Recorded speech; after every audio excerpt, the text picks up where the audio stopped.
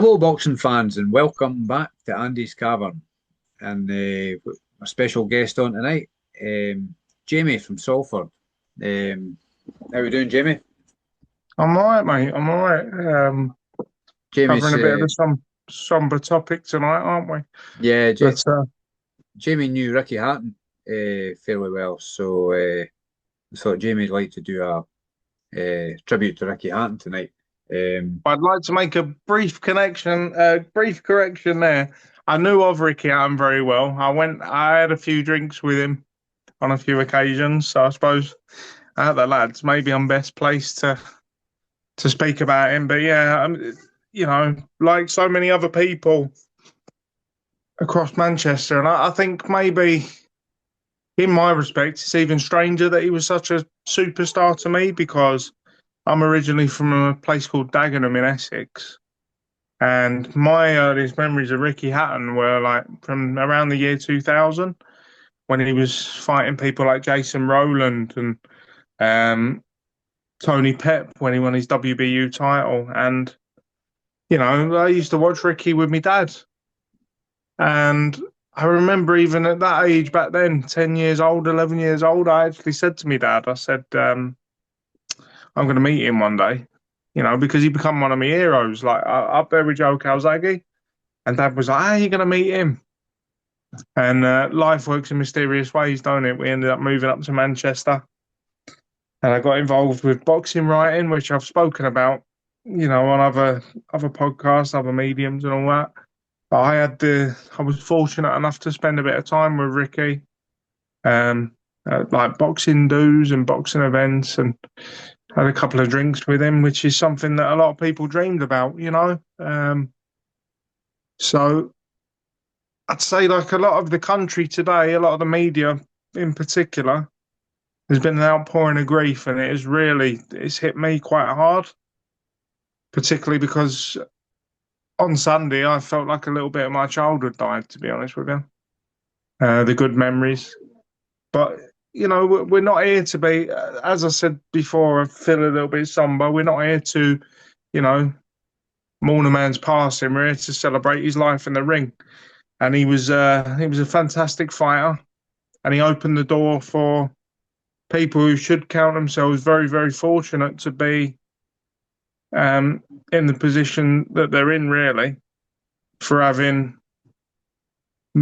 far less talent but having like social media, and he laid the way and he laid the platform. Be media friendly, be media savvy, and you can go all the way. Look at him, 20,000 over in Vegas, and those big nights. I mean, what are your memories of him, Andy? To start off, Yeah, I, I probably watched most of his fights coming up. Can't just remember a lot. I mean, he suffered cuts quite a lot, and but he's unfortunate. A bit like Henry Cooper, eh? He had quite pronounced prominent brows. prominent Yeah, brows, bone structure, and so he was. You're like, oh no, he's got. You're praying for him to get to the end of the fight. yeah, 'Cause it's always horrible when fights get stopped in cuts. It's always like a. You always feel it's an incomplete conclusion to a fight, don't you? If it's stopped in cuts, it's a bit like the Vitaly Klitschko Lewis fight, eh? That always yeah, it was a bit of an anticlimax. The ending was a bit of an anticlimax because it was quite an exciting tussle, wasn't it? yeah. And there's always going to be, oh, he would have beat him, or he would have won, or Lewis was coming out Yeah, and that's strong, the but it's that's the always that. conversation, isn't it? That's always the conversation. Well, what Yeah, if he didn't get cut? And I think the beauty of Ricky Hatton in his early career, particularly against John Faxton, you've got to remember that he was 22 when he fought that fight. yeah, Wembley Conference Centre. It was his first. It was his introduction to the masses, I would say, because that was a British title fight. It was an all-action affair, um, and he got that horrendous cut, didn't he? I think it was in the first or second round, and he got a horrendous cut. But I think he showed shades of what a superstar he was going to be, because the maturity for a 22-year-old to you know, keep the keep cool head, Thaxton eh? away from that cut. Yeah, well, he Yeah, kept a yeah, cool head, and yeah, he endured down the stretch, and he won on points. And yeah. yeah, that was the introduction to the world. And there's so many times, isn't there, with boxing when you think, well, What if? You Yeah. know, if John McDermott had got the decision against Tyson Fury, what would have happened? You know? Rewritten history. Eh? Yeah. So Ricky Hatton's prominent brows and his bad cuts. You know, he had Mick Williamson, the rub in his corner, and I think he was the most probably valuable asset. Yeah. Like Kerry Kayes and Mick Williamson, the dietitian and the cut man. Yeah. They worked wonders for him, didn't they? But Oh yeah. yeah, I mean, And, he was just a massive part of my childhood and part of many's, you know, and defending a WBU title. I think he defended it around 50. He made 15 defenses of it, but yeah. he made the WBU title a commodity worth having. You know, that was under John W. Robinson. That was becoming like the new WBO. You know, when Yeah. the WBO was coming up in the early Yeah. 90s. And I remember speaking to another fighter, Robin Reed, Yeah. once, and we were talking about the WBU belts, and he was saying like there was there were people out there, and they wanted the WBU because Ricky Hatton made it glamorous. Like Yeah. so many things, you know, this council estate boy, this boy from Hattersley hired, you know, he never forgot his roots. This council estate boy is making boxing glamorous in these parts, and everyone wants a piece of what he's got. So he made the WBU massive, and then John Robinson passed away, and it sort of faded into obscurity. But everything he touched turned to gold, you I know. never had. And yeah, go on, Darren. I never had the privilege of seeing him fight live, but I certainly watched all his fights. And I tell you, Robin Reed, somebody I did see fight live. He fought, and that might have been for a WBU title against Silvio Branco. I think he lost on points. That was in the Mike Tyson undercard at Hamden. I think that was the WBF, that Andy. Was it WBF? Was it? Yeah. Yeah, Robin Reed was WBC, WBF, and IBO world Yeah. champion. Yeah, Um, he lost this. He lost this fight actually. Because unfortunately, I was cheering him on, but because I liked Robin Reed, I thought his fight against Calzaghe probably should have been a draw. yeah, You could make a case for either of them just winning it, but I think a definitely. draw would have been a fair result. Yeah, And then that would have been a wee blemish on Calzaghe's career, but Calzaghe's an history outstanding again. fighter. And Ricky History Hatton, again. he was one of the big names. It was him, Calzaghe, Nassim. I think Lennox Lewis was just retiring about that time, wasn't it? Was it Yeah, he 2000? was leaving, and you know, Yeah, we had we had our own little sort of sphere of influence, didn't we, back in the 90s? What I found quite funny was that WBU scene. It was like our own British world title, wasn't it? And like I say, the that's right. WBO was that in the early 90s. You know, and Frank Warren had a hand on it, like he had a hand with the WBO. So it Yeah, didn't really matter, did it, if you were fighting sort of subpar opposition, because you know the like Chris WBO Eubank. was ours. Chris Eubank was he kind of made the WBO popular, didn't he? Chris Eubank was Yeah, title and Ricky defense. made the WBO. Yeah. And Mickey Ward obviously had the WBO, and that would have been some fight, wouldn't it? Mickey Oh, Ward, oh, Battle aye, of the he was. Body Punchers. That would have been. I mean, Um, he had that kind of all action style. Then, and all the fights I watched and tell you, the atmosphere looked magical, just with yeah, just the excitement. I was fortunate to go to one fight. So I was too young; I couldn't pay for the tickets, you know. But I went to his last fight and it shouldn't have happened really. At Yeah, the MEN against Vyacheslav Senchenko, yeah, and I just remember I went against the grain because if you go to a boxing show with me, Andy, it's incredibly boring because I just sit there, I'm analysing everything. What can he do next? What you know? I think if I could walk about, I think I'd be quite a decent trainer of fighters because I can analyse stuff. You know what I mean? yeah. But yeah, I remember watching him that night, and he wasn't right. He wasn't right, but you know, fair play to Ricky. He had to prove to himself that he didn't have it anymore. Um, He could have picked an easier opponent as well. I think that was the general consensus, but he chose he had to have a harder opponent. That was his mindset, wasn't it? He didn't want yeah, he an never easy. took it. He never took an easy. Well, you could argue that he did take easy touches on the way up, but I think that was more to do. Excuse me, 1 second. I'm sitting on my legs, so they're a bit sensitive. he took easy touches on the way up because Frank Warren was the master. And I Hmm. do think, even though that relationship soured, I do think that, Frank and Ricky, absolutely fantastic partnership. Yeah, And, you know, he just, we went from small areas in Manchester, like he boxed at the Velodrome.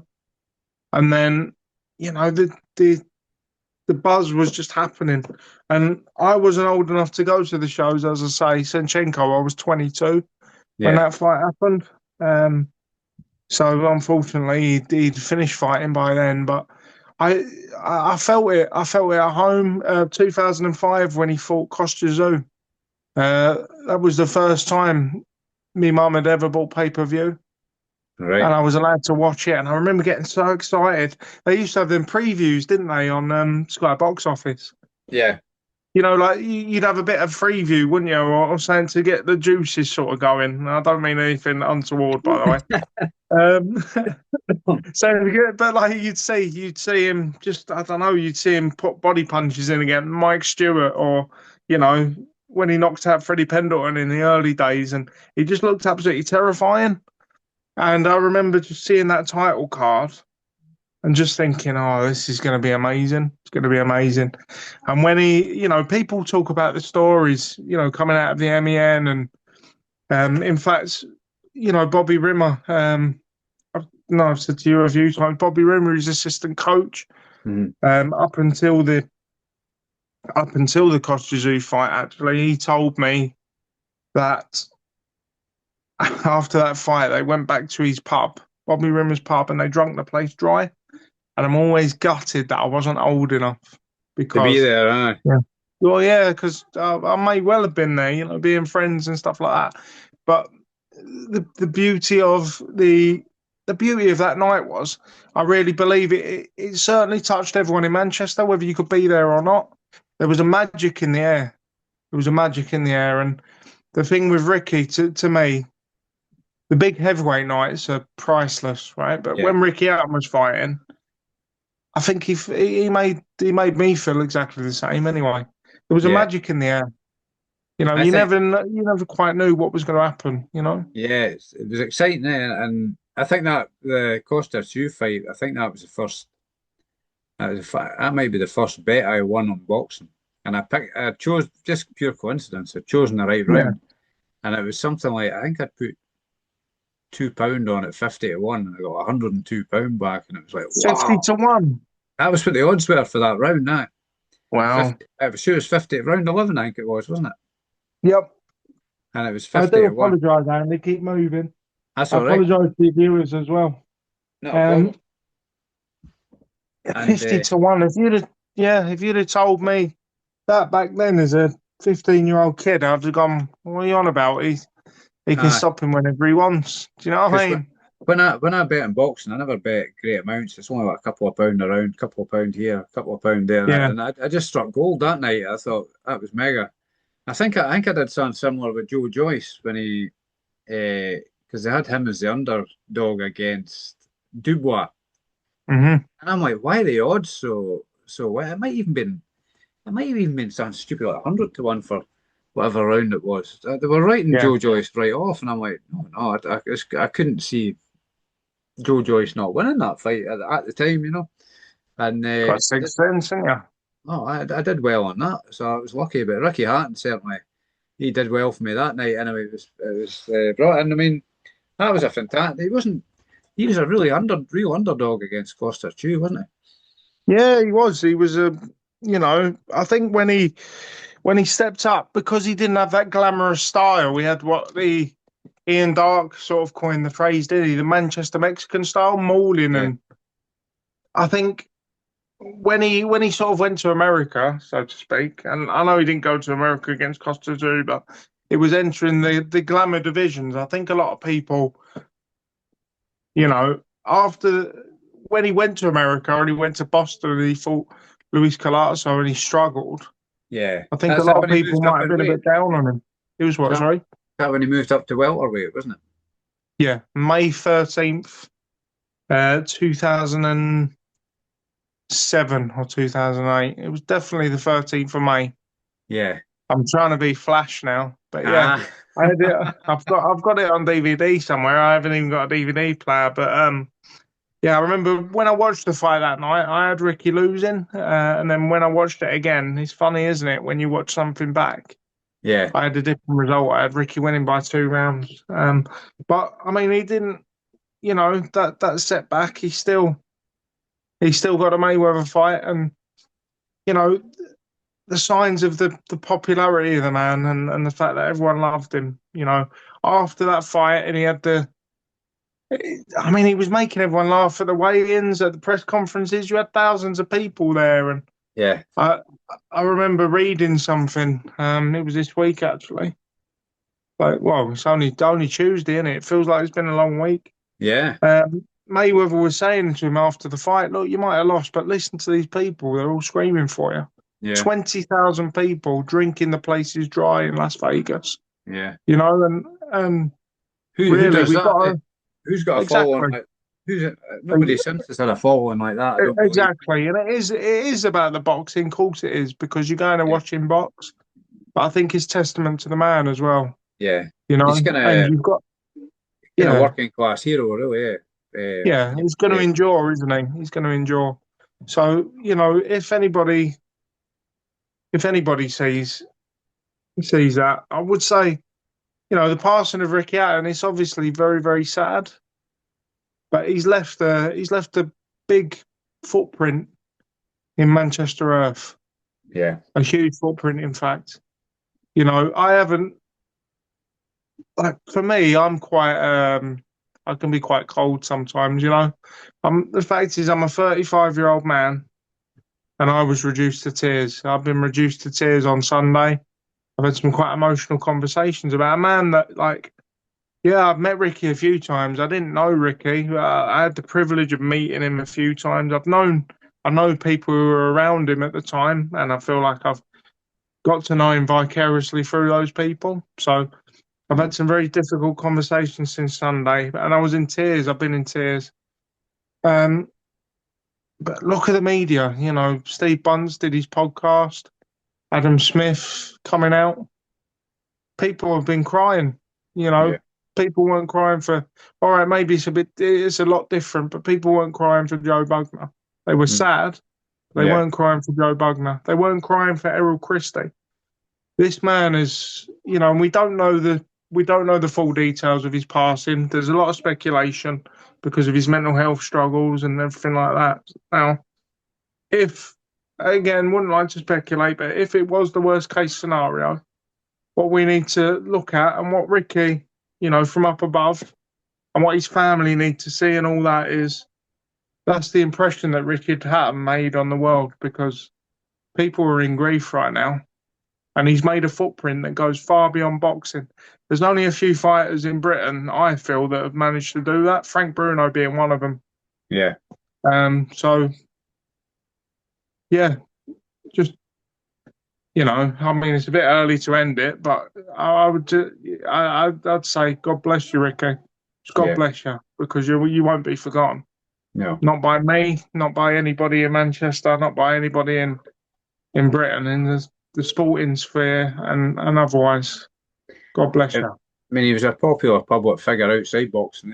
He kind of transgressed over into what you might say celebrity thing. I think did he do Dancing on Ice or something like Yeah, that he as well? did. Didn't He did. That's where he met he was with Claire Sweeney for a time, wasn't he? Yeah, he? Yeah. but But yeah, I mean, he was, wasn't he? I mean, this was before social media. Can you imagine how big he would have been now? yeah, yeah. Social media is a double-edged sword, isn't it? It can give you a big boost, like in that type of scenario, but it can also be a curse in some ways, can't it? But Mm. but if you it depends how you manage it, I suppose. But Yeah, I mean, definitely. the thing about social media. While it's been very sad about his passing and everything like that. It's been nice seeing all the videos people have put together and all the positivity as well. Yeah, all the tributes. Um, yeah, it's been lovely. has been lovely. And for a man that you feel like was accessible to the world, they've said on the radio numerous times, everyone's had a story about Ricky Hatton. You Yeah, know, they've either seen him in the street or they've spent time with him, been lucky enough to spend time with him. Um, yeah, it's just amazing, just amazing. And he was quite a kind of cheery character. I seen a thing that well, I seen a thing yesterday. I didn't actually watch it, but it was I seen a clip on YouTube and I forgot he had like a only fools and horses three-wheeler van and he had Steve Bunce in yeah, front of it. He must have been driving them all along in he's it. got a So Bentley as well. Well, he had a Bentley as well, didn't he? yeah, Yeah, and he just comes out, doesn't he? He just drives off with it. Yeah, ah, that was one of the original ones as well. You know. one of the original vans. Yeah, they'd be worth a bit Yeah, of money now. You would think. Eh? yeah, something Yeah. like that. Yeah. So So yeah, he was always up for a laugh, and yeah, yeah, what a great man. I think it's gonna be a while until we see his likes again in the ring yeah. because I'm not one of these. Oh, you'll never see him again. You'll never see it again. We don't know. You know, we got an eternity to come, but I don't think he's someone like Ricky's going to be seen for a long, long time. No, he's quite Certainly. unique. He's quite unique. I mean, you will get other characters coming along. People come and go in life, don't they? Yeah. Certainly he's left his mark. I would say. Josh Uh, Warrington's probably the closest in recent times, yeah, but to Ricky's me, Ricky's left his mark on the British public, you might say, and yeah, as where well as Josh boxing. Warrington was Leeds, you know what I mean? So Yeah, that might be controversial to say, but I think, like you said before, he transcended sport, didn't he, Ricky? yeah, You know, he went to WWE, didn't he? I think that's a big sign as well. Tyson Fury's done that in recent years. yeah, And I'm not a massive fan of Tyson Fury, as you know. yeah, That's Tyson Fury's fault. But if you can go to the WWE and get Netflix documentaries made about, yeah, you've certainly cracked it. So, yeah. You've got some kind of fall in it to yeah, go to transcend the sport in that manner. But yeah, definitely. Ricky, I think he was quite popular on the after dinner speaking circuit as well, wasn't he? He seemed to, Yeah, I think he liked to think he was the reincarnation of Bernard Manning, didn't he? And been a man. there's a funny photo actually. If anyone wants to have a look at that, there's a funny photo. It's probably online of Ricky before he's training for one of his WBU title fights, and the WBU belt's in between him and Bernard Manning, and they're wearing these tighty whities White unders, stretched up really white under. stretched up really close to their nipples. Yeah, Because he's nearly as fat as me. You know. Bernard Manning was a big, he was a big Manchester character too, wasn't he? Yeah, he was funny. Yeah, So, you know, yeah, it's nice that he sort of took over that mantle. But yeah, as a fighter, you know, I think Ricky had too much shame in, you know, losing to Mayweather and Pacquiao. The fact is, he went up against them. Um, and yeah, I don't think circumstances prior to the Pacquiao fight were really ideal because he yeah. was. You know, he was training with Floyd Mayweather Senior, and there was words on the grapevine that Mayweather Senior was late to a lot of the sessions. I Wasn't he don't think turning their up in it? style fitted either, really. Style didn't No, fit either. it's So, it was a bit like yeah, when Nassim fought Marco Antonio Barrera. That wasn't an ideal build-up. You could kind of see it unfold before the fight happened, but nobody could ever say he never give his best. He always give his best, didn't he? yeah, he Best gave it he his could on the best. night. He had And a I big think heart. wearing your heart on your sleeve like that, you know, you are going to take big tumbles, and his mental health struggles that he's had in recent years. I think the kind of fighter that he was, wearing your heart on your sleeve and wanting to do everything for your fans, you're always going to fall a little bit harder than those who maybe don't invest as much. Do you know what I Yeah, mean? yeah, So, you know, I know I've sort of been a bit drippy and a bit maybe bit of a soft ass, but again, you know, if you're up there and you can hear us, Ricky, like God bless you. You know, no shame. You turned this 35-year-old man into a blubbering mess with your passing. So you've done something right. So yeah, Godspeed. yeah, Greatest WBU champion there ever was. yeah.